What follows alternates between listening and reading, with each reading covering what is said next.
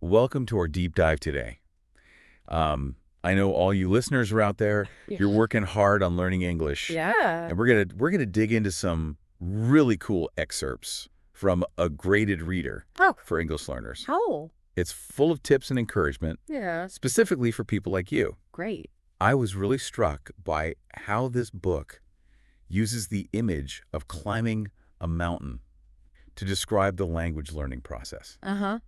Have you ever felt that way? Oh, yeah. Like it's this huge challenge looming ahead. It's such a powerful metaphor, isn't it? And this book doesn't just leave you staring up at that mountain feeling intimidated. Right. It breaks the climb down Okay. into manageable steps, Yeah. emphasizing those small victories along the way. I can see how focusing on small wins would help with motivation, Mm-hmm. but isn't there a risk of getting too comfortable, of avoiding the bigger challenges of fluency? That's a really interesting point. What I found fascinating is how this book actually addresses that concern head on.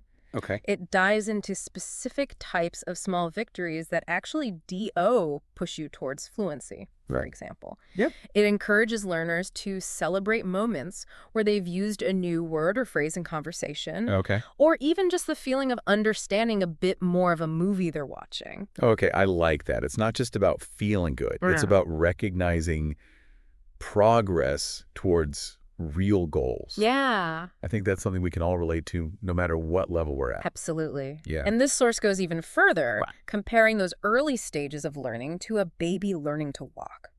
Okay. Think about it. Yeah. A baby stumbles and falls countless times before they take those first confident steps. Right. But they don't give up, do they? No, they don't. Nope. This reminds me of something that happened to me when I was first starting out. Uh-huh.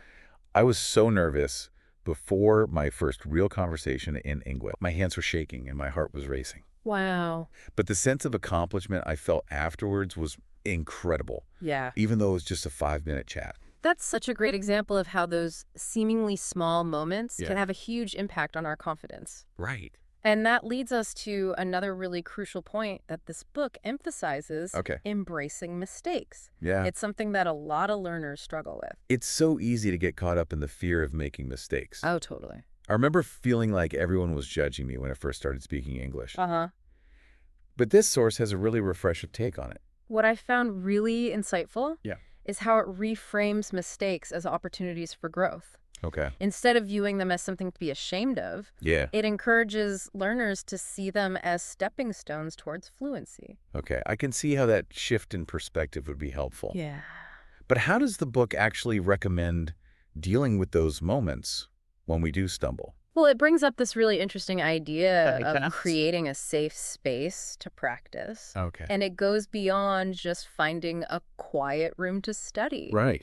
It emphasizes the importance of surrounding yourself with supportive people Yeah. who understand the challenges of learning a new language. That makes sense. Yeah. I'm picturing those cheesy language learning classes where everyone's laughing and making mistakes together. Exactly. Yeah. And this book doesn't shy away from the fact that learning a language can be an emotional roller coaster. Right. It acknowledges that fear, shyness, and Yeah. even the worry of being laughed at are common experiences. Yeah. But it also highlights the kindness and understanding of most people. I get that. It's Yeah. like, yeah, you might mess up the grammar or pronounce something wrong, Uh-huh. but most people are more interested in communicating and connecting with you. Right. They're not going to hold it against you. Right. Yeah. And having that supportive environment, whether it's with friends, language partners, or even just understanding strangers, can make a world of difference in how we approach those inevitable stumbles. Right. It allows us to practice and learn without feeling judged.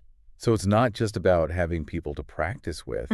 It's about finding people who create a positive learning environment. Absolutely. Yeah. That's key. Okay. Exactly. And this source goes beyond just suggesting that you find people to practice with. Right.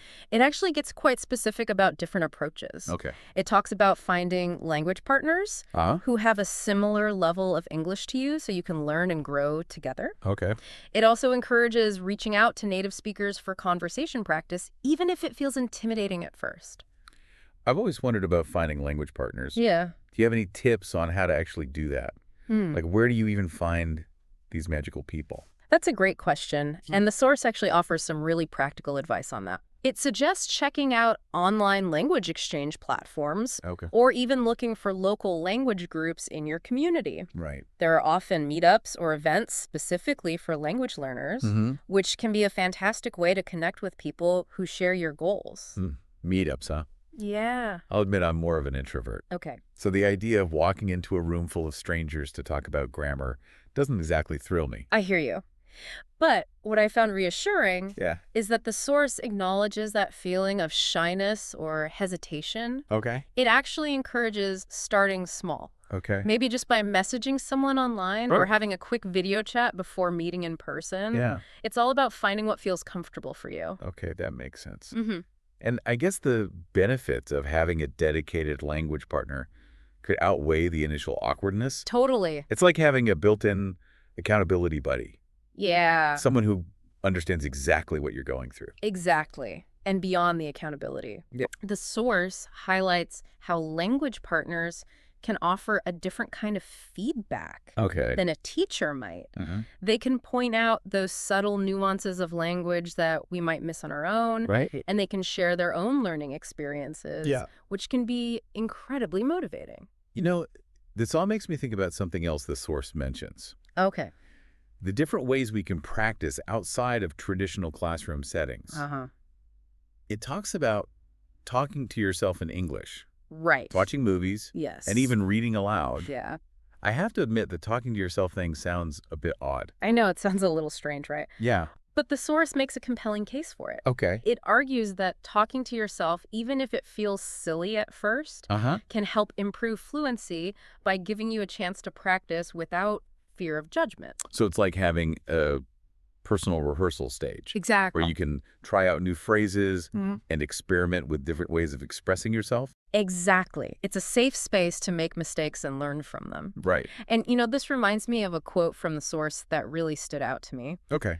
Your brain is a muscle, and just like any muscle, it needs exercise to grow stronger.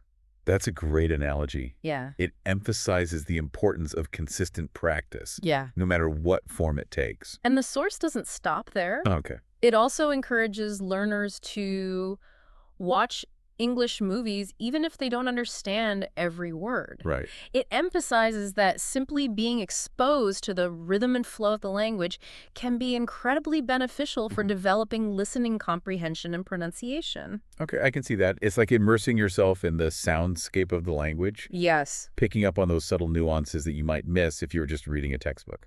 Right. And the source even suggests watching the same movie multiple times, Okay. maybe with subtitles the first time and then without them later on. Okay. It also recommends paying attention to the actor's facial expressions and body language, as those can provide valuable clues about the meaning of what they're saying.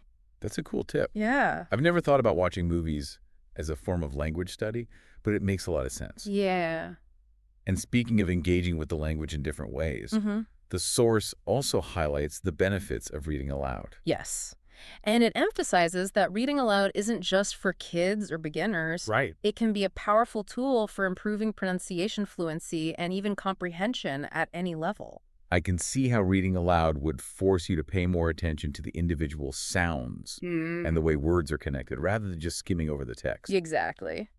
And the source suggests recording yourself reading aloud and then listening back to it Okay. to identify areas where you might need to work on your pronunciation or intonation. Right. It's a great way to get feedback on your own speaking skills.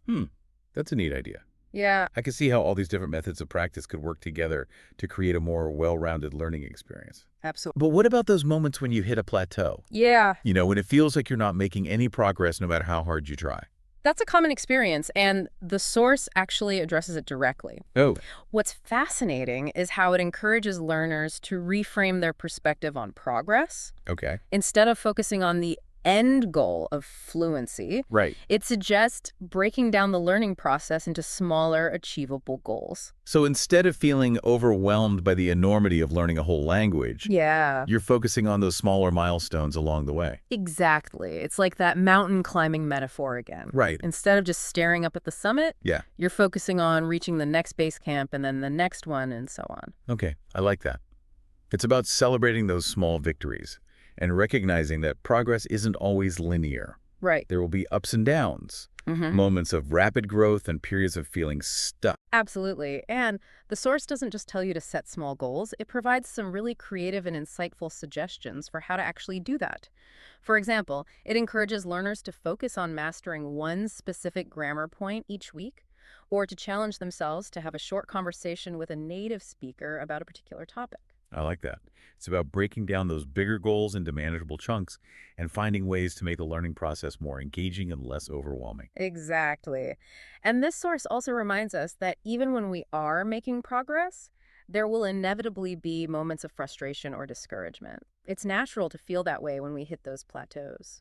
I've definitely experienced that feeling of wanting to throw in the towel when I'm struggling to understand something or when I feel like I'm not progressing as quickly as I'd like. That's completely understandable. Huh. And you know what I found really helpful in this source? It talks about the importance of shifting our focus from what we haven't yet achieved to what we accomplished.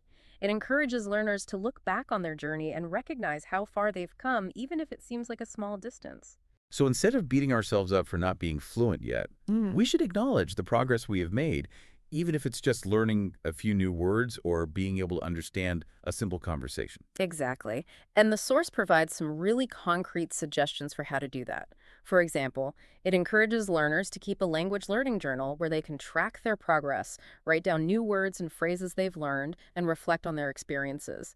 It also suggests recording yourself speaking English at regular intervals so you can listen back and hear how much you've improved over time. Those are great ideas. It's like creating a tangible record of your journey so you can see those small victories adding up over time. Right. And you know, this reminds me of something else the source emphasizes. It talks about the importance of celebrating those victories, no matter how small they may seem. I love that idea. Yeah. But what does that actually look like in practice? Does it mean throwing a party every time I learned a new verb tense? Well, it doesn't have to be that elaborate. The source suggests finding ways to reward yourself for your efforts and to make the learning process more enjoyable. Maybe it's treating yourself to your favorite coffee after a productive study session, or watching an episode of your favorite English TV show, or simply taking a break to do something you enjoy. Okay, I like that. It's about acknowledging those small wins and finding ways to stay motivated and engaged in the learning process. It shouldn't feel like a chore, right? It should be something that we actually enjoy doing. Exactly. And this source does a fantastic job of reminding us that learning a language is a journey, not a destination. There will be ups and downs, moments of frustration, and periods of rapid progress, but the key is to keep going, to keep practicing, and to never lose sight of why we started learning English in the first place. That's such a great point. It's easy to get caught up in the day-to-day grind and forget about the bigger picture. But ultimately, learning English is about opening up new possibilities, connecting with people from different cultures, and expanding our horizons. Absolutely. And this source really captures that sense of excitement and possibility. It reminds us that learning language is an adventure, and the more we embrace that adventure, the more rewarding the journey will be. So as we wrap up our deep dive into these inspiring excerpts, I want to leave you with this thought. What small victory will you celebrate today? Maybe it's using a new word in conversation, finishing a chapter in an English book, or simply taking a few minutes to practice your pronunciation. Whatever it is, take a moment to acknowledge your effort and to appreciate how far you've come. And remember, you are not alone on this journey. There is a whole community of English learners out there who are facing the same challenges and celebrating the same victories. So keep practicing, keep learning, and most importantly, keep enjoying the adventure.